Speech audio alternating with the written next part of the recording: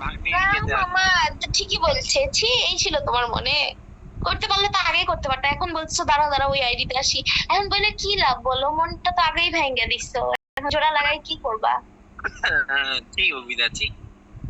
ছে, আমি থাকলে আমি লিডার বানাই দিতাম ভাগ্নি। দেখছো দেখছো, তুমি তুমি নিজের মামা হয়ে এরকম করতেছো মামা। ছি, কষ্ট পাইছি অনেক। ছে, অনেক কষ্ট পাইলাম, মানে কষ্ট পাইছে ভাই। ছে, দাঁড়া তো 1 মিনিট, ভগবান আমাকে পাগল বানাই দিবে, তারা লিডারই বানাই দিতে হবে।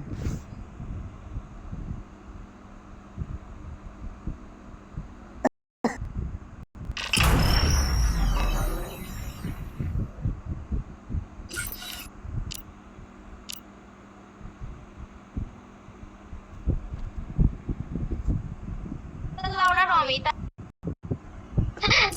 এবার আমি। বাড়া। আচ্ছা তুমি তো ফালতু আগেই বলো, দেখলা তো হুদাই হুদাই চোখনটা খাইলা বাবু। হ্যাঁ, দেখলে কি ভালো লাগে? আগেই বলো মাথা। ভাগ্নি হ্যাঁ, যাই দেখো তো অল্প, তুমি আবার গিল্ডে যাই দেখো, কি করলা? গিল্ডে দেখো না, গিল্ডে। আমি তো অফিসারই আছি।